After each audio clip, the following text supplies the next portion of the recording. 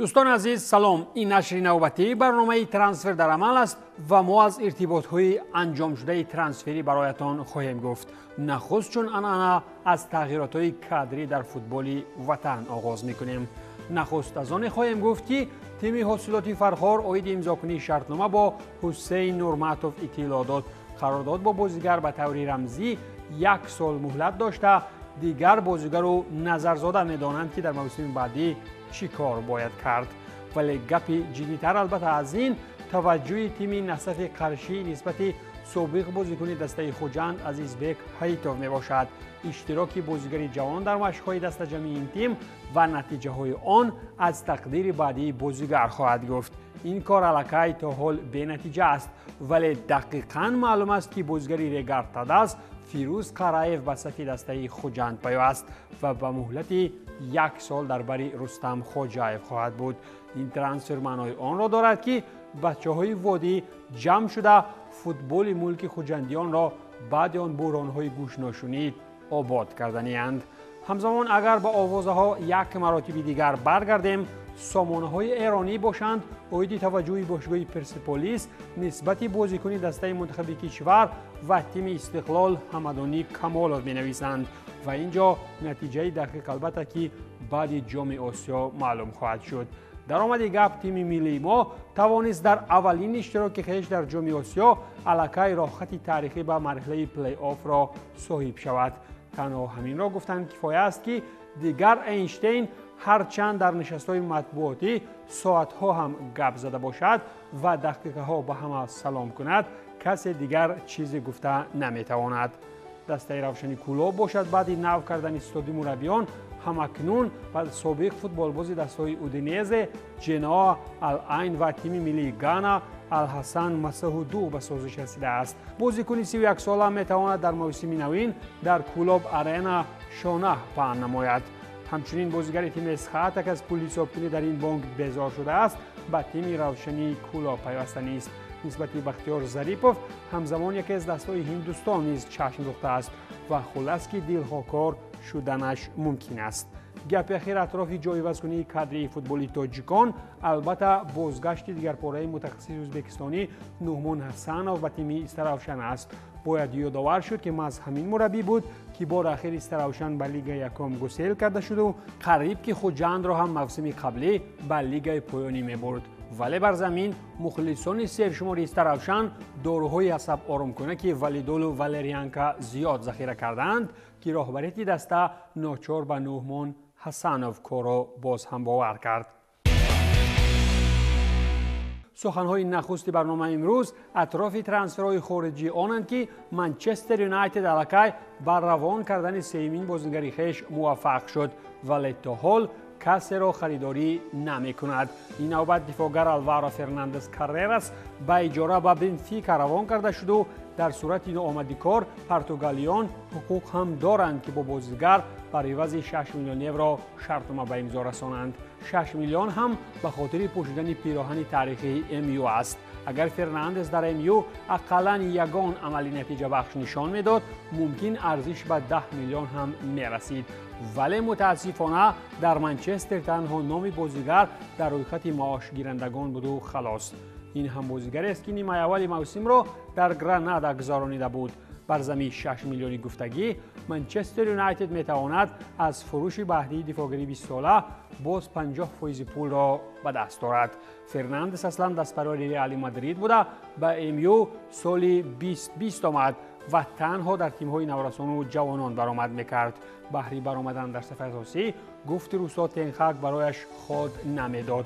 همزمان چلسی که تا حال 2 بازیگر را به اجاره روان کرد این نوبت 1 بازیگر را از اجاره باز خواند.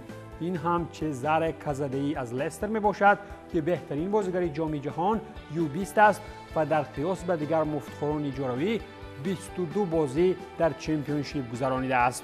فایده‌اش به زودی در صف روبهان حساس شد. پوچتینو قرار کرد که بر وقت ترک او را به لندن برگرداند. تیم لندنی دیگر با نام توتنهام باشد بعد آوردن سرخی رگیلان از MU دیگر باره او را به اجاره گسیل کرد و این نوبت زنبوران از برندفورد او را اجاره نشین کردند. چطوری در تیم تنهاگ هم رگیلان را نخواستند، برندفورد هم فکر خریداری بعد اجاره‌ای را نکرده است. بعد 12 بازی با جناب تنهاگ این بازیگر 27 ساله غیر از 5 کارت زرد انفرادی یگان فایده به دیوان سرخ نآورد، ولی می‌بینیم که در برندفورد او به چی رسیده می‌تواند. ولی بر زمین توتنهام نیز به مثال چلسی یک نفر خویش را از اجاره باز خواند و این هم جفت تنگانگاز آوزگورگ میباشد. تیم پاستیکوگلو باشد بازیگرش را نه برای ماندن در صف اساسی بلکه بهر فرستانیدن به چمپیونشیپ آورده است، زیرا بازیگر سپس به میلوول روان کرده شد. این هم فکری خوب بود، زیرا انگلیس 24 ساله در آلمان یگان بازی نگذرانید و تنها یک مرتبه شامل رویخط بازیگران بازی میکردگی شد. از این رو بودن به مثال شیر در چمپیونشیپ به مراتب خوبتر از آن است که در بوندسلیگا مثال شغال پس کورس‌های احتیاطی بگردی. تیم فوتبالی از ساحل‌های برایتون باشد با بازیگر کناری منتخب آرژانتین U23 ولنتین بارکا شرطنامه بست. بازیگر بر عوض $10 میلیون از بوکا جونیورز خریداری کرده شد. نیمه‌نهاییگر 19 ساله با تورنه‌ها تا سنه 30 میلیون سال 2028 شرطنامه بسته. بارکا در دسته اولیه بوکا 35 بازی گذرانید، 1 گل زد، 4 پرتافت گلی دارد و همچنین 9 کارت زرد. ولی با وجود این میتواند در صورت تربیت درست و تکمیل مهارت یک نگین جنجالی دیگر در بازار بعد 2-3 سال بگردد. در اسپانیا افتابی باشد دسته سان سباستیان با نام ریال سوسییداد با حمله‌ور منتخب سورینام و اونیون برلین شرالدو بیکر بر عوض فرستانیدن 5 میلیون یورو به آلمان شرطنامه مهلتش تا انجام موسم 25-26 امضا نمود. موسم جاری بیکری 28 ساله در صف اونیون 11 بازی در بوندسلیگا گذرانید و در لیگ قهرمانان هم دستش هیچ نتوانست نتیجه درخشان نشان دهد. همین طریق این سورینامی هم از پس بنوچی دسته برلین را خپ و دم یک طرف گذاشت. سوبمارین زرد خود ویلیاریال باشد گانسالو گیدش را از وولفز به اجاره گرفت. این پرتغالی تا هندام طریق اجاره در بنفیکا بوده تیم وطنی را برمحل ترک نمود. همین طریق نیمه‌نهاییگر پرتغالی هجومکار 27 ساله که از وادی گورگان است و خود هم مثل گورگ تا آخری موسم در ویلیاریال تلاش برگردانیدن نانگو نام میکند، زیرا با پرتافت گلی در 14 بازی بنفیکا نه فقط از نانگو نام بلکه از خوراک شام هم مانده بود. گپ دیگری اطراف ترانسفرهای اسپانیان است که سلتا با دفاعگر نیوکاسل یونایتد مانکیلیو تا سال 25 شرطنامه بست. خاویر مانکیلیو 29 ساله از این پس در پریمیر اسپانی سینه سپر میکند و تیم تاک باشد بر آن است که زاغان از رفتن بازیگر یگان تنگه نگرفتند، زیرا مهلت شرطنامه خاویر به این هم بعد نیم سال تمام میشد.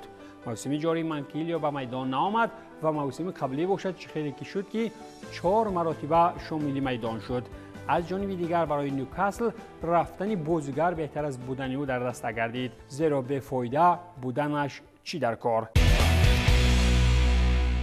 در ایتالیا همچنین ساسولو از ویرونا دفاعگر جوش دویگ را بر عوض 6 جمعی 1 میلیون یورو و 10% مبلغ خریداری تکراری به دست آورد. طبق اطلاع ژورنالیست جانلوکا دی مارسیو بر ضمن ارزش خریداری بازیگری 21 ساله همچنین پول 10% فروش من بعد را باید که ساسولو به ویرونا روان کند. موسم جاری بازیگری شتلندی در سری آ 12 بازی گذرانید و از این پس ممکن 12 بازی دیگر باز هم در چمپیونات ایتالیا گذراند. در ایتالیا باشد قهرمانی فعلی دید که بحران زیاد طول کشید و آسم خین هم در جام ملت هاست ناچار یک بازیگر کناری برای گلزنی از ویرونا شامل تیم کرد. 18 میلیون یورو جمعی و پولی ها مصرف شد تا سیریل نگانج از این بعد با پیرانهای ناپولی به میدان بیاید.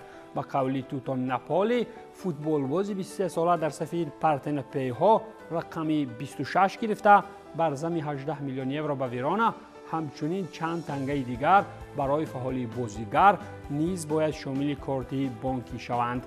موسم جاری سری آ نگانج از 19 بازی با 6 گل بیرون شده است و از روی شماره این گل حتی از گل‌های خزیچه هم زیادند. برای همین فکر میکنم بودن چنین بازیگران در دسته محبوب مارادونا شرط و ضرورند، زیرا در صورت برعکس باز یک مربی دیگر و درد سری پر اثر بار می شود. در شهر نیاپول اگر بازیگر نو آمد، بر این باشد مربی تماما دیگر آمد. این هم نه در تیم لاتزیو و نه تیم دیگر، بلکه در خود روما می باشد، زیرا نفری مخصوص را اخیراً از کار جواب دادند. بعدی باخت از تیم میلان با حساب 1-3 اخیراً طاقت مالک آن تیم ریمی تاخ شد و ژوزه مورینیو را با وجود کلی عزت و احترام از کار بکار کردند. بر عوض ژوزه باشد دست پرور خود روما دانیل دیروسی تا آخری موسم صاحب شرطنامه کاری شد. شرطنامه با سابق بازیگری دستان روما به طور احتیاط تا آخری موسم جاری بسته شده. گفته می شود که تمدیدکنی شرطنامه با دیروسی دقیقاً از رسیدن به هدف‌های معین وابستگی خواهد داشت.